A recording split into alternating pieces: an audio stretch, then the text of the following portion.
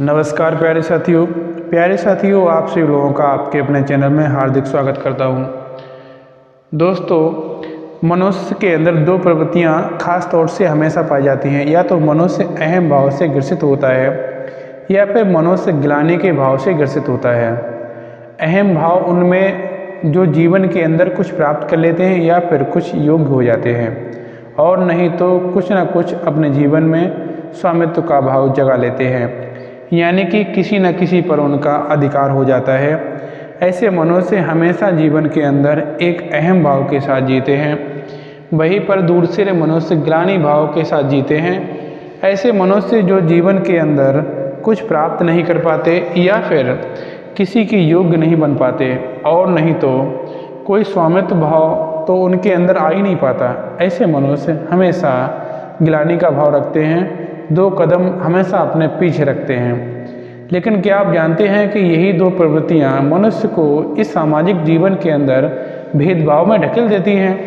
जी हाँ दोस्तों, वहीं पर मनुष्य इनके समांतर अपने जीवन के अंदर दुख और सुख का भेदभाव रखता है। मनुष्य के अंदर जीवन में दुख भी आता है, सुख भी आता है। अब जब सुख आता है तो मनुष्य पास आता है, दुख में दूर भागता है।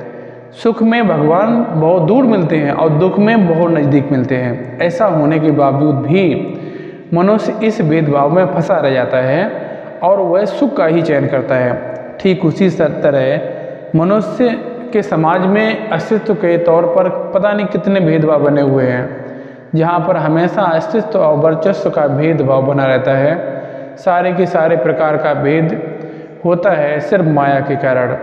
जब तक हम इस माया के अंदर रहते हैं तब तक यहाँ पर न जाने कितने प्रकार के भेद बनाते रहते हैं। जिस दिन ये माया हट जाती है या फिर माया से बाहर निकल जाते हैं, इनमें से कोई सा भी भेदभाव हमारे साथ नहीं होता। यहाँ तक कि हमें सुख और दुख में कभी भेद नहीं प्राप्त होता। दोस्तों, ये बात बिल्कुल 100% सही है। जिस दिन माया का पर्दा आपकी आंखों से हट जाता है, उसी दिन आपके जीवन में सुख और दुख एक समान हो जाते हैं। उसी दिन आपके जीवन में सारे प्रकृति के तत्व, चाहे वो जीवित हों चाहे वो मृत हों, एक समान हो जाते हैं और आप ईश्वर की एक बहुत ही अनूठी लीला का हिस्सा बन जाते हैं। वहीं पर वो मनुष्य जो माया के अंदर रह जाता है, वह हमेशा किसी न किसी प्रकार के भेद का शिकार होता है। आप वर्तमान समाज में भी देख सकते हैं, जो भी जितने भी कितने प्रकार के साधु महात्मा बाबा आदि होते हैं, कहने को तो स्वयं को ईश्वर का ही अनुयायी कहते हैं, लेकिन अगर उनके सामने कभी कोई समाज में से नीची जाति का मनुष्य पहुंच जाए तो वह ऐसे बहक जाते हैं जैसे कि कोई घोड़े को चाबुक मार दिया हो। दोस्तों, अगर कोई ईश्वर का अनुयायी होता है, ईश्वर की कोई तरफ चलता होता है, ईश्वर में लीन होता है, ऐसी स्थिति में वास्तव में उसका हृदय उनके लिए पैसे पसीजता है जो किसी भेद का शिकार होते हैं। वास्तव में तो ऐसे मनुष्य जो ईश्वर के नज़दीक हो जाते हैं, वह दौड़कर पहले उन्हीं के पास जाते हैं जिन्हें लोग अपने से दूर करते हैं। आज आपको बाबा नीम करोली महाराज जी की एक ऐसी सत्य घटना सुनाएंगे जहाँ पर आप इस माया के दृष्टि से बिल्कुल बाहर निकल पाएंगे। वास्तव में दोस्तों, किसी कारण से बाबा भगवान है, महाराज जी का वह ईश्वरीय स्वरूप आज की इस घटना में देखने को जरूर मिलेगा। दोस्तों, महाराज जी ऊंच नीच जात पात में कभी भेदभाव नहीं करते। दलित हो, हरिजन हो, सफाई कर्मचारी हो या मजदूर हो, यदि भावपूर्ण प्रसाद लेकर बाबा के पास आता है तो महाराज जी उसे बहुत ही प्रेम पूर्वक ग्रहण करते हैं। वहीं पर अहंकार से पूर्ण लाया गया अच्छे से अच्छा व्यंजन भी देखते तक नहीं है। ग्रहण करना तो बहुत दूर की बात है। और ऐसा महाराज जी इसलिए करते हैं कि हमें आपको शुरुआत में बताया, मनुष्य या तो अहम का शिकार होता है या फिर ग्लानि से ग्रसित होता है। ईश्वर हमेशा अहंकार को त्याग कर जो ग्लानि के भाव में रहता है उसकी तरफ कदम बढ़ाते हैं। दोस्तों, आपने लखनऊ के हनुमान सेतु में प्रतिष्ठित हनुमान मंदिर के बारे में सुना ही होगा। वह हनुमान मंदिर स्वयं बाबा नीम करोली महाराज द्वारा बनाया गया था। एक बार महाराज जी अपने कुछ भक्तों को साथ लेकर लखनऊ के हनुमान सेतु मंदिर गए थे, और जब ये सभी लोग प्रतिष्ठित हनुमान मंदिर पहुँचे तो बाबा हनुमान मूर्ति के पास में कुछ देर तक खड़े रहे और हनुमान जी को निहारते रहे। दोस्तों, महाराज जी जब भी कहीं किसी भी हनुमान मूर्ति के समक्ष होते हैं तो वास्तव में उस समय प्रतिक्रिया बिंब प्रतिबिंब की प्रतिक्रिया होते हैं। जिस समय आप आईना देखते हैं तो आईने में आपको सिर्फ स्वयं दिखाई देते हैं। जब आप आईना हटा देते हैं आपके सामने बस आप होते हैं। ठीक यही स्थिति हनुमान जी और महाराज जी की है, वो हमेशा रहती है। दोनों एक दूसरे के लिए वही बिंब प्रतिबिंब बने रहते हैं। और इसीलिए आपने कभी ये तो सुना नहीं होगा, ना ही आपने देखा होगा बाबा नीम करोली महाराज जी कभी हनुमान जी के सामने जाकर हनुमान जी की आरती करते हों, पूजा पाठ करते हैं, उनका मंगल गान करते हों। वो इसलिए ऐसा नहीं करते, वो तो स्वयं ही वही हैं। उस दिन भी महाराज जी कुछ देर तक हनुमान जी को वहाँ पर निहारते रहे। उसके बाद में हनुमान मंदिर की रेलिंग सी टेक लगाकर बाबा नीचे बैठ गए और जिस व्यक्ति की गाड़ी से बाबा वहाँ आए थे उसका जो ड्राइवर था वो हरिजन था। वह महाराज जी भक्तों का इंतजार करते हुए बाहर दूर लगाकर खड़ा था। वहीं खड़े खड़े उस ड्राइवर के मन में अन्याय ही हनुमान जी के दर्शन करने की लालसा जाग उठी। गाड़ी को लॉक किया और पुल पार करके मंदिर में आने लगा। वहीं पर महाराज जी के साथ जो भक्त बैठे थे, इनमें एक भक्त ब्राह्मण भी था। वो ये जानता था कि महाराज जी की गाड़ी चलाने वाला ड्राइवर हरिजन है, अतः उसे हरिजन का मंदिर में प्रवेश करना गलत लगा और दौड़कर उस ड्राइवर को धक्का मारकर भगा दिया। हनुमान मंदिर में रेलिंग से टेक लगाकर बाबा की नज़र जब उस घटना पर पड़ी तो दोस्तों आप फिक्र नहीं करेंगे, स्वयं महाराज जी दौड़कर बड़ी फुर्ती से उसके पास गए और उसको ड्राइवर को अलग हटाया और धक्का दिया उसे ब्राह्मण को। और महाराज जी से उसे फटकारते हुए बड़ी तीखी आवाज़ में कहा, तो कौन होता है इसे रोकने वाला?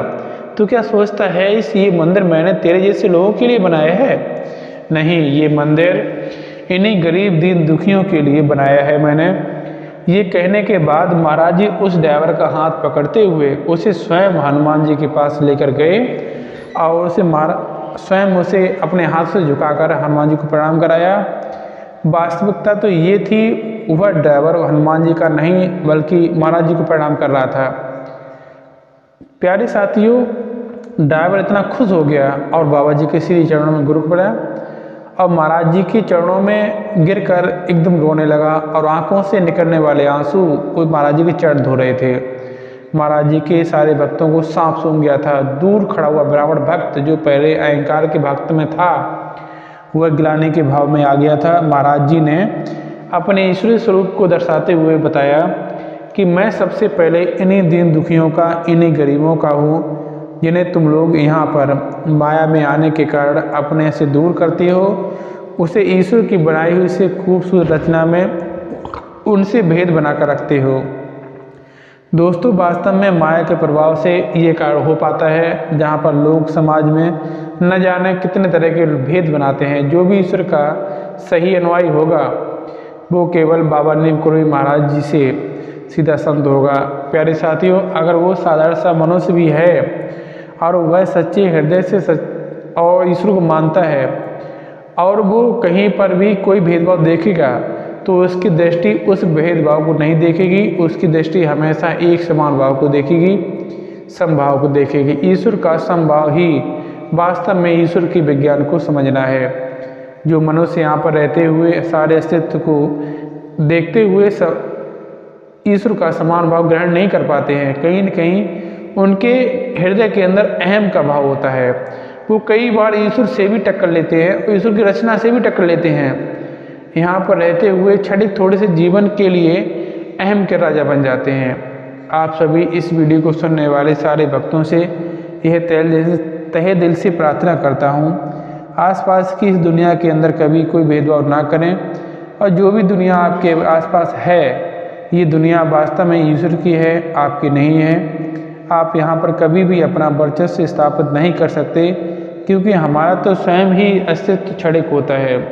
हम तो न जाने कब कैसे अचानक से निकल जाते हैं, पीछे रह जाता है यही संसार जो स्वयं ईश्वर का है। इसलिए सच में भक्ति मार्ग पर चलना चाहते हो तो सबसे पहले अपने चित्त में, अपने हृदय के अंदर संभाव ग्रहण करिए।